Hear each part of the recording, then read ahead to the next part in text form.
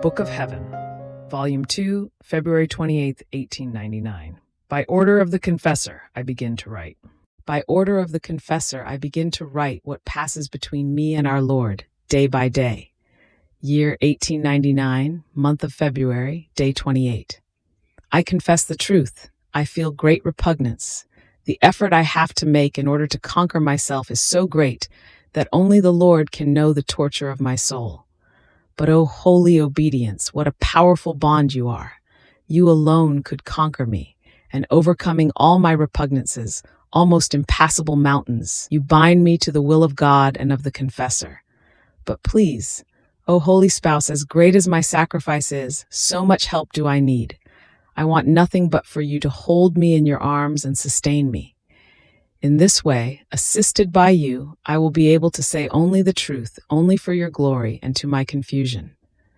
This morning, as the confessor celebrated Mass, I also received communion. My mind was in a sea of confusion because of these obediences that are given to me by the confessor, to write everything that passes in my interior.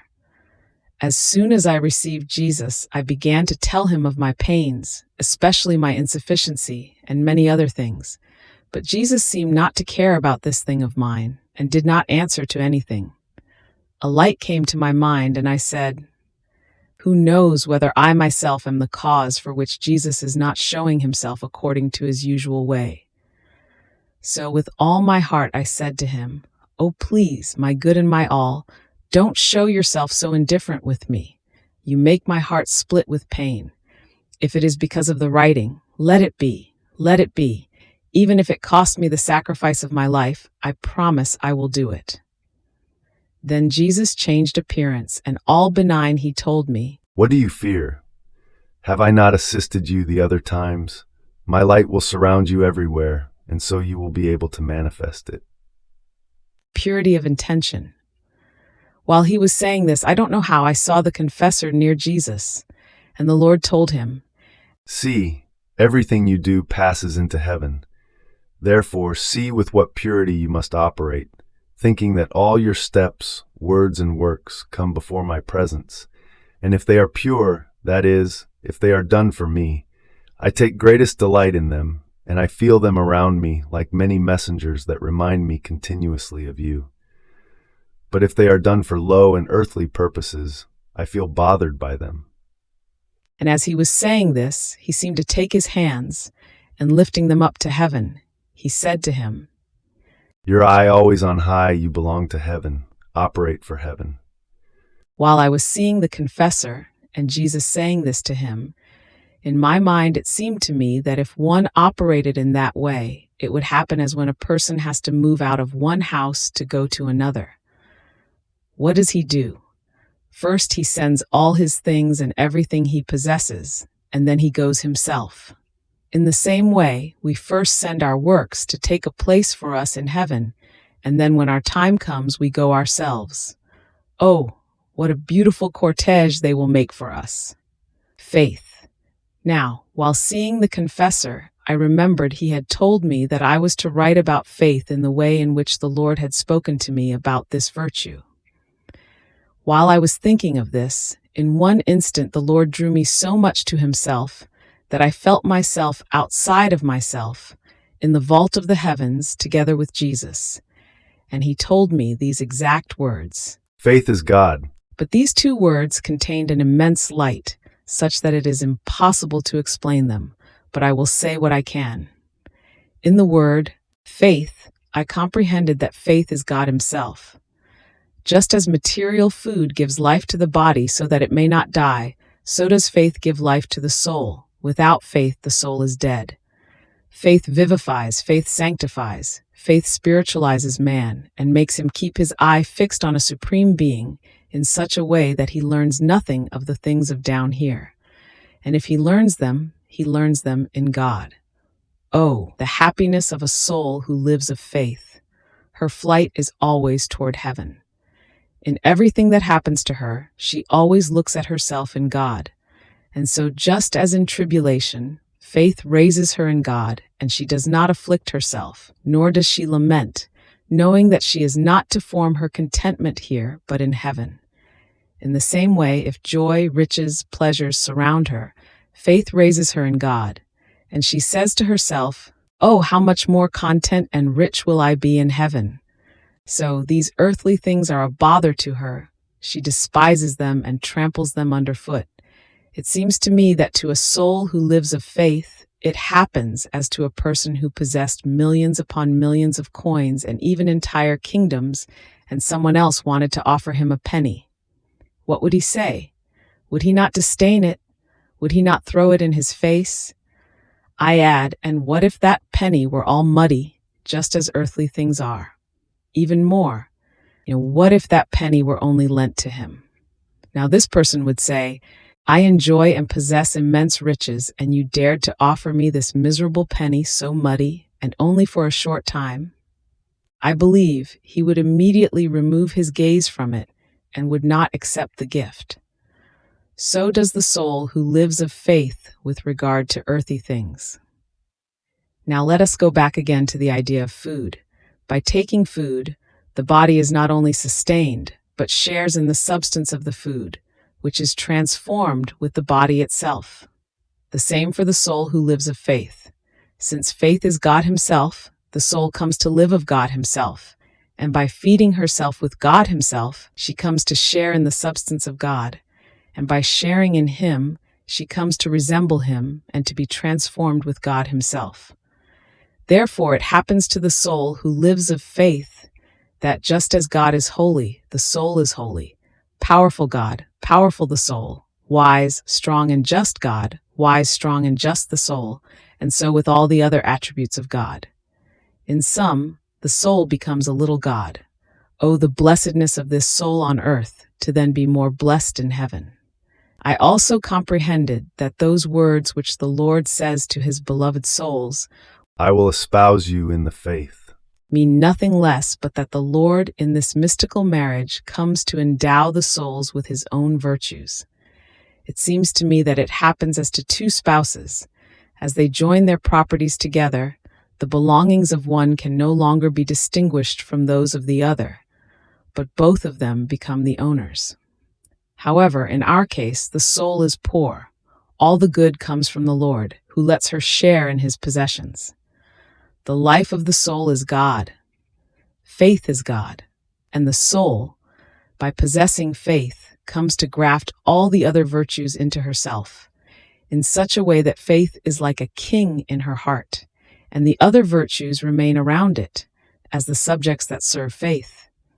So without faith, the virtues themselves are virtues that have no life. It seems to me that God communicates faith to man in two ways. The first is in holy baptism. The second is when blessed God, by unleashing a particle of His substance into the soul, communicates to her the virtue of making miracles, like raising the dead, healing the sick, stopping the sun, and the like. Oh, if the world had faith, it would change into a terrestrial paradise. Oh, how high and sublime is the flight of the soul who exercises herself in faith. It seems to me that by exercising herself in faith, the soul acts like those timid little birds which, for fear of being caught by hunters or of some other snare, establish their dwelling at the top of the trees or in high places. Then, when they are forced to take food, they descend, take the food, and immediately fly back into their dwelling. And some of them, more cautious, take the food and don't even eat it on the ground, but in order to be safer, they carry it up to the top of the trees, and there they swallow it. In the same way, the soul who lives of faith is so timid with earthly things that for fear of being snared, she doesn't so much as glance at them. Her dwelling is up high, that is, above all the things of the earth, and especially in the wounds of Jesus Christ. And from within those blessed rooms she moans, cries, prays, and suffers together with her spouse Jesus over the condition and the misery in which mankind lies. While she lives inside those holes of the wounds of Jesus, the Lord gives her a particle of His virtues, and the soul feels those virtues within herself as if they were her own. However, she realizes that, even though she sees them as her own, her possessing them is given to her, for they were communicated by the Lord. It happens to her as to a person who has received a gift that he did not possess. Now what does he do? He takes it and makes himself the owner of it. However, every time he looks at it, he says to himself, "This is mine, but it was given to me by so and so."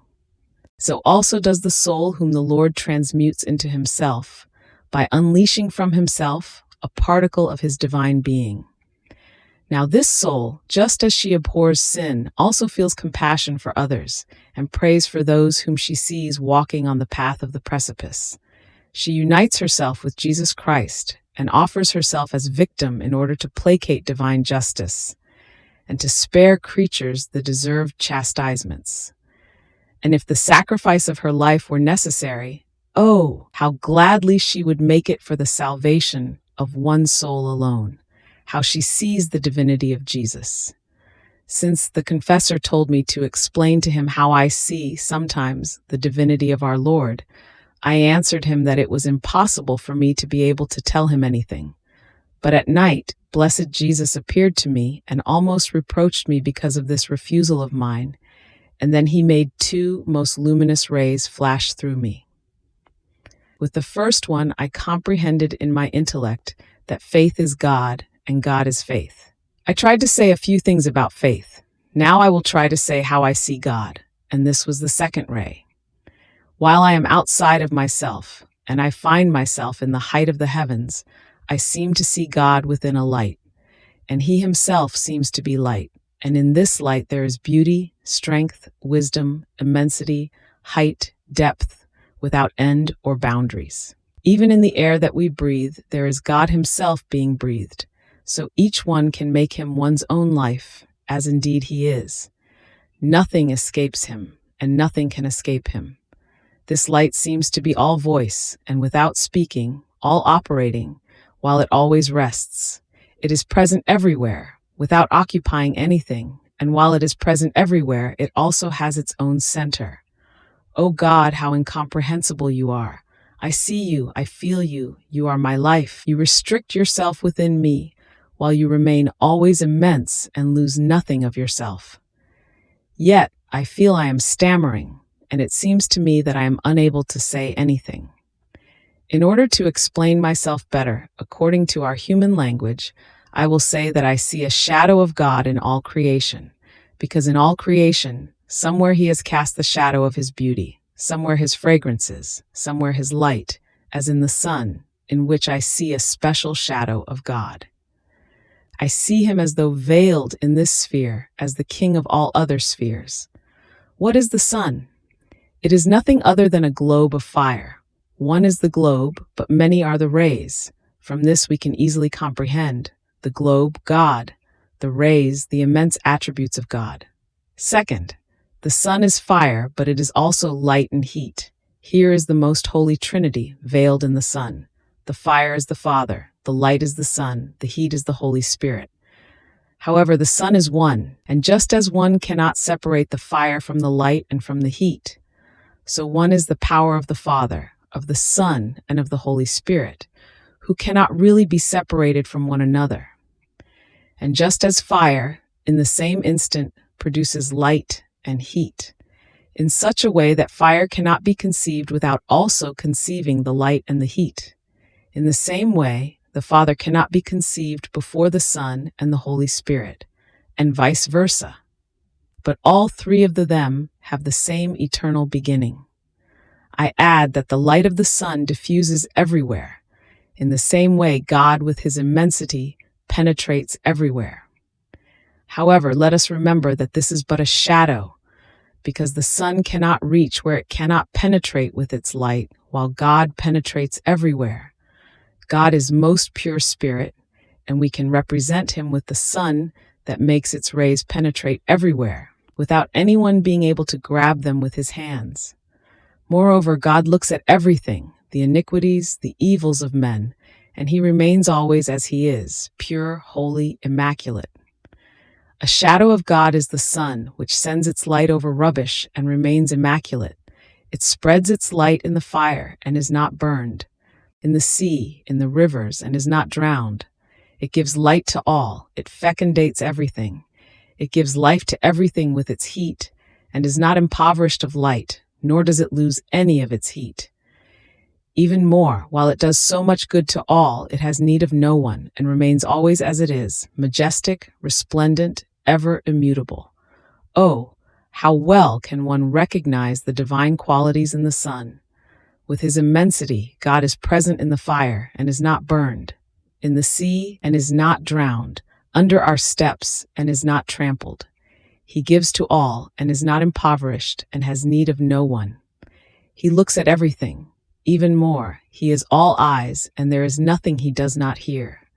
He is aware of each fiber of our hearts, of each thought of our minds, and being most pure spirit, he has neither ears nor eyes, and regardless of any happening, he never changes.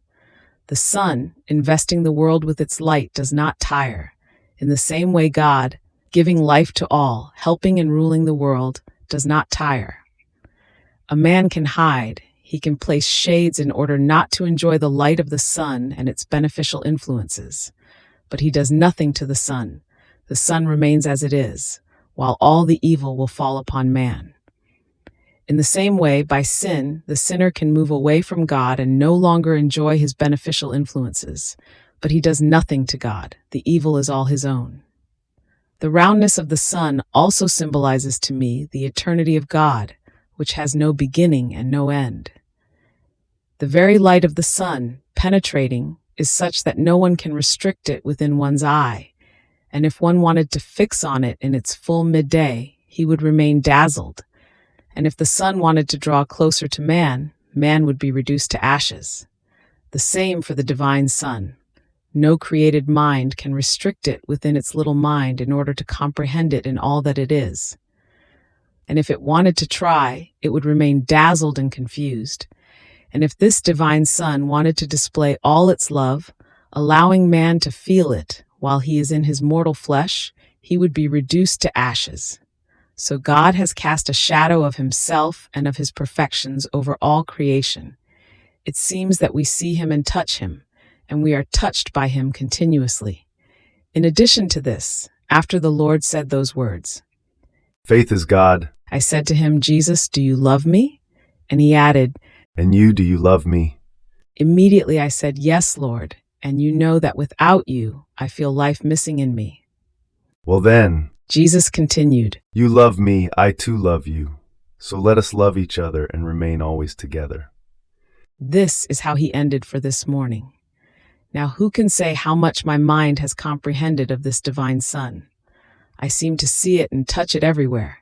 Even more, I feel invested by it, inside and out, but my capacity is so very small. While it seems it comprehends something about God, the moment I see him, it seems I have comprehended nothing. Even more, it seems that I have spoken nonsense. I hope that Jesus will forgive my nonsense.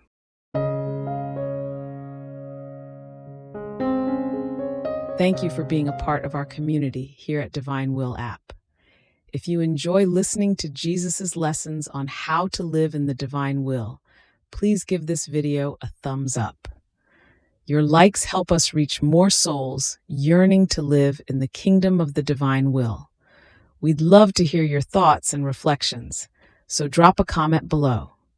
Your insights not only enrich our community, but also inspire others on their spiritual journey. And don't forget to subscribe to our channel.